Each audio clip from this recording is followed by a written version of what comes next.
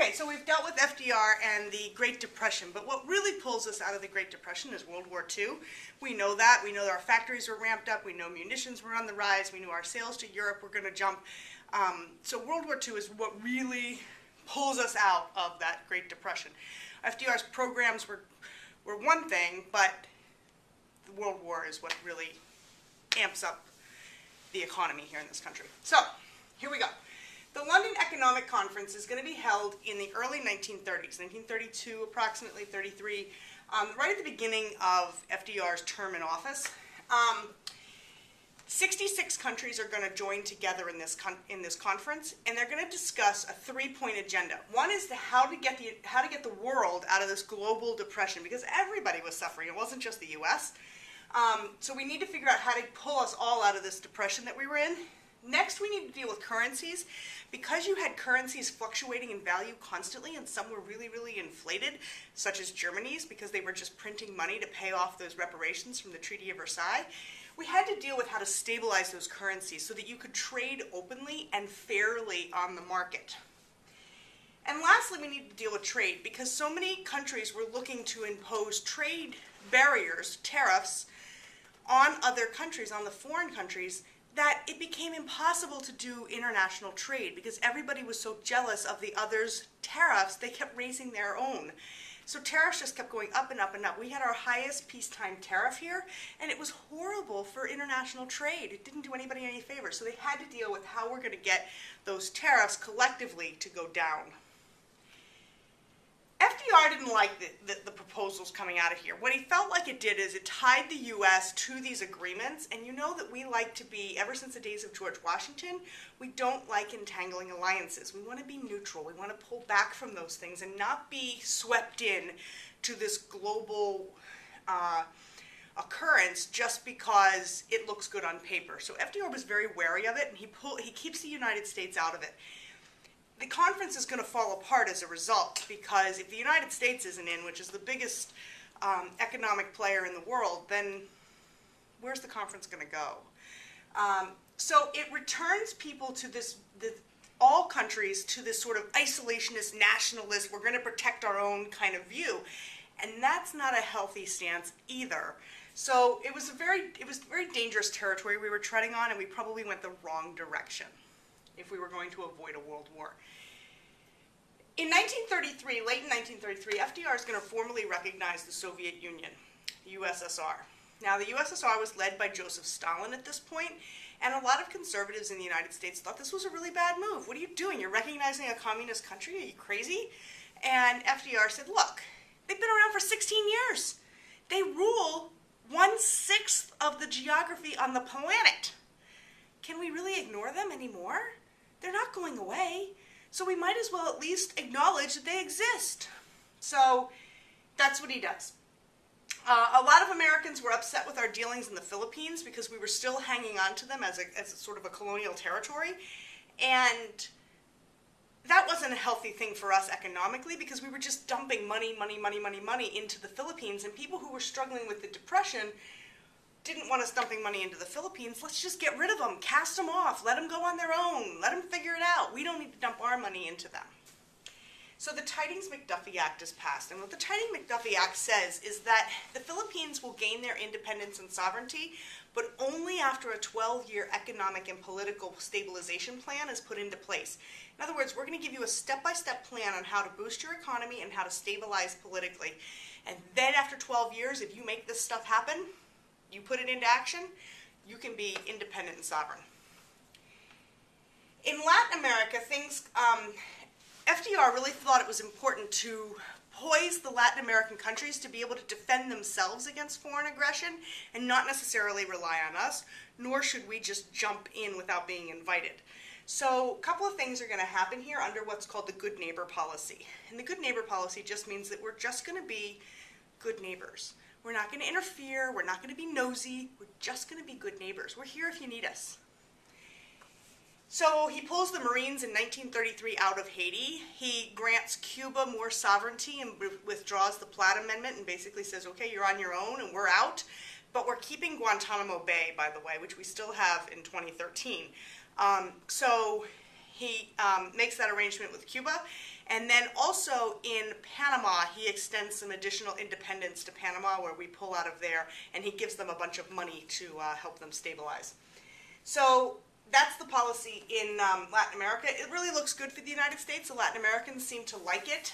They appreciated FDR's good neighbor policy. Now, Secretary of State Cordell Hull, his task was to figure out how to lower those trade barriers internationally. How do we get the global market open so that everybody can trade more freely on it? Well, you had to lower the tariff barriers.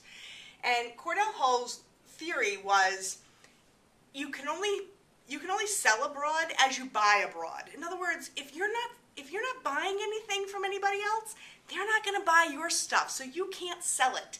You can only sell abroad as you buy abroad. He also said that a trade war begets a shooting war. In other words, if we keep this policy of raising tariffs up, that's a trade war. That's what we were in. And that always begets a shooting war. In other words, it comes before. It's a prelude to a shooting war. If you can't get out of this safely and securely, you're going to wind up with this. And that's not a good thing. So the Reciprocal Trade Agreement Act is passed, and it involves 21 countries that Hull is able to make agreements with. Those 21 countries all agree to lower their tariffs, and if they do so, the United States lowers its tariff on them by 50%. Awesome. Okay? So they're really trying to make this trade thing work. The Johnson Debt Default Act basically says that if a country is in debt to us and they don't pay it, we're not going to give them any more money. That's just good fiscal policy. Okay? If a bank doesn't do that, if you owe a bank money and you don't pay on it, they don't give you more money. So Johnson Debt Default Act basically says any country that owes us money and is in default doesn't get any more. Okay? Now, totalitarian regimes had started to pop up in Europe. This is huge, okay? Throughout the 1920s and 30s, we saw various totalitarian leaders take over various parts, and not just in Europe, but Japan as well. So let's talk about a few of those. USSR, we see Joseph Stalin. Now, or Joseph Stalin. Joseph Stalin took over in 1924 when Lenin passed away. Lenin had a couple of major strokes that incapacitated him, and then he eventually died. And when he died, his intention was that the control of the USSR would go to basically a committee that would run the USSR with Trotsky at the helm, Leon Trotsky. Trotsky was really the brains behind the Soviet Union. He was a really intelligent guy. But he and Stalin were like oil and water. They did not get along at all. They repelled each other. So when Lenin is on his deathbed and dying, basically, Stalin makes some moves to get rid of the group that was supposed to take over in the Soviet Union. Leon Trotsky winds up being exiled to Mexico, and later, a few years later, winds up with an ice pick in the back of his head. That's got to be a painful way to go. And Stalin took over. He took over with two other guys, but he quickly eliminated any power that they had as well, so that he was the sole power holder in the USSR. Joseph Stalin is responsible in his term in office in the USSR. Now, he ruled for about 30 years. So during his 30-year reign, he killed more people than Hitler did. So we don't often think about it in those terms, but that's the way he was. Anybody who was contrary to his beliefs, that he believed was politically against him, that he believed to be a threat, he was very paranoid. He got rid of them. And this included groups of people. So he is no better than Hitler. Okay, so if you're going to compare monster to monster, there they are. Okay. Now, Joseph Stalin's nickname growing up, Koba. That's what everybody called him. You make your own connections. But Koba was, all of his good friends still to his dying day called him Koba. And that was his nickname. You might hear one of my colleagues refer to his uncle from time to time. they're not really related, but that's what he pulls back on, is that nickname. So in Italy, you have the rise of Benito Mussolini. Now that happens in the early 1920s, 1922-ish. Benito Mussolini takes the reins in Italy. He promises, he's a fascist, where Joseph Stalin calls himself a communist. I'm not buying it. Mussolini calls himself a fascist. Now, fascism means that the state controls every aspect of one's lives. It comes from the Latin fasces. It means a bundle of sticks wrapped together tightly as one unit, and that's what a fascist government does, is it wraps all of its sticks, its people, together in one unit, and it ties and binds them, okay? So, Mussolini takes over in Italy. He promises to make the trains run on time, which is why people essentially voted him in, because he promised to get organized. He promised to bring Italy back to its former glory, and that's what they wanted. Adolf Hitler, same thing. He promises to bring Germany back to its former glory. He forms the Third Reich. The First Reich was the Empire. The Second Reich was under Bismarck and the Chancellor Wilhelm, and then this would be the Third Reich, okay, the third government.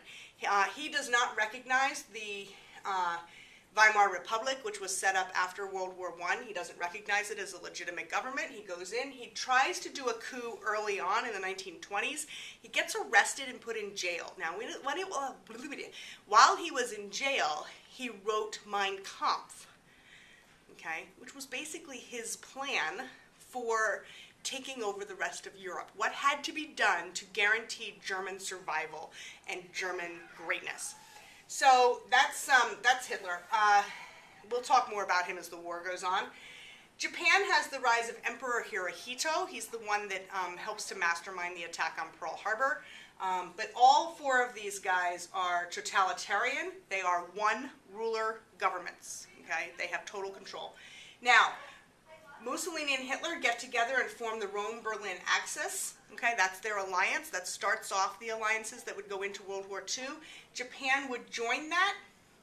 Stalin and Hitler would form their own agreement, but that only lasts as long as they trust each other, which we know with those two won't be long. Japan starts out they're very aggressive. They're an imperialist country. They start out going after Manchuria and China. We don't do anything about it. The League of Nations does nothing about it. And Hitler sits back and goes, interesting that nobody bothered them. Italy goes after, in 1935, Italy goes after Ethiopia and North Africa, and they take over Ethiopia. And again, the League of Nations sat back and did nothing. And Hitler says, interesting that nobody did anything.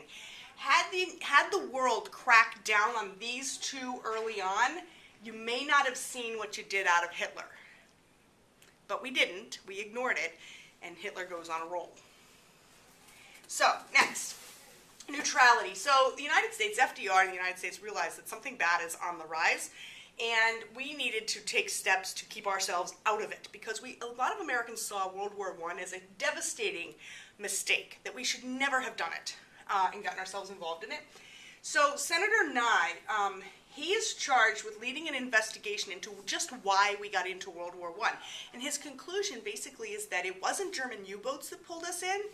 It was this whole notion of producing arms and lending money to make money. That's what got us into that war.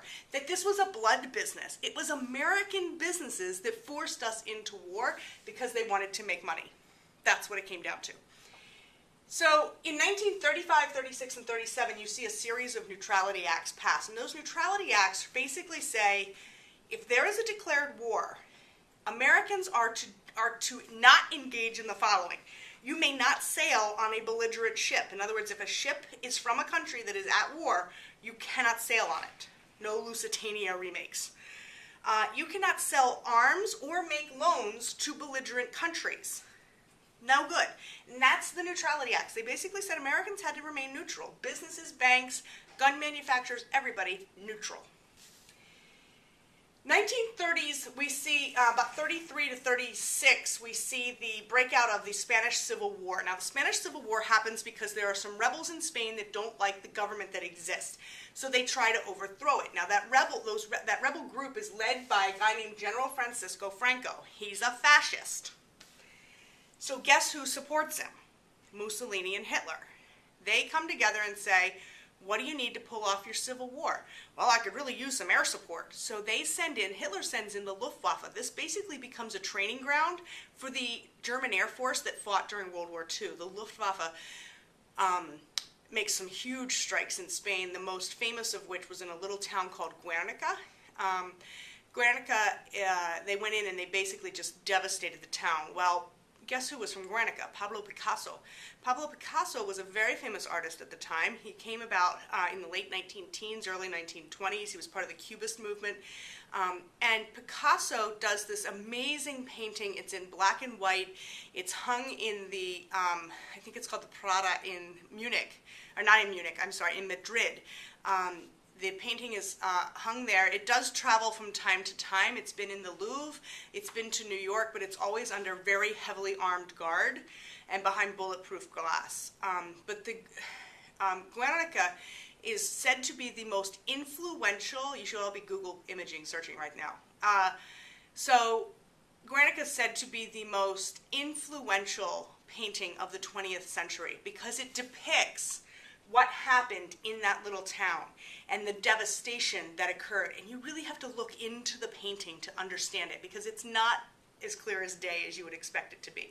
It's awesome, though. It's one of my favorite works. I even have a shirt that has Guernica all over it. It's amazing. So the Allies, however, Great Britain, France, the United States, all agree that they're going to stay neutral during the Spanish Civil War. We basically threw them to the dogs. We didn't give the democracy in Spain a chance. We basically threw them to Italy and Germany and said, here, do what you want with them. Not a good move on our part. Franco turned out to be one of those totalitarian rulers who was quite horrible. Now, off to the war. 1937, we have Japan invading China, right? Upon that, the world does nothing, okay? We say, you know, oh, well, Japan invaded China. Shame on you, you shouldn't have done that, but we're not going to do anything about it. FDR in Chicago, which was a hotbed of isolationism, Chicago did not want to involve itself in a war at all. Those Midwest politics wanted to stay out of international affairs. He delivers what's called the quarantine speech, and he basically says, we're going to impose an economic embargo on Japan, that you're not allowed to do this. Well, that did a whole hell of a lot of good. Japan gets very angry about it because Japan needed our steel in order to build their navy. Now remember, Japan's an imperialist country. They had thrown off the Washington Naval Conference, the 553 Treaty. They had thrown that off and said it was invalid. They didn't like it. They wanted to build their navy up. They needed our steel. This economic embargo was going to hurt them in the pocketbook and in their defense department, but other than that, it does nothing. Japanese aviators, the Air Force in Japan, went after an American gunboat called the Panay. They killed 2 people, they injured about 30, and we come after them with shaking fists and basically say, you know, shame on you, you shouldn't have done that, but we're not going to war with you. So if you pay an indemnity, if you pay a fine, then we're gonna wash it, okay? Now, in Europe, he's definitely making plans for the future. So he basically says the Treaty of Versailles is invalid, so no more Treaty of Versailles, gone. We're not recognizing that treaty anymore, and we're certainly not paying your reparations anymore. Then he builds up military service by making mandatory military service for kids, for men over the age of 18. And it becomes basically a conscription, a draft. So the military is going to get built up. Once he does that, he marches into the Rhineland. That's what that arrow means, marches into the Rhineland, and he takes over. He was not allowed to do that. That was part of the Treaty of Versailles territories that he was not allowed to take. And he did it anyway. He also starts a plan to exterminate the Jews. He saw the Jews as the bane of all evil in Germany, and that they controlled the banking system, the money, so therefore they must be the reason we're in a depression. It was horrible logic, but that's the logic he used, and he makes a plan to go about exterminating the Jews and at least putting them initially into concentration camps, getting them out of German society, getting people to isolate them and turn their backs on them.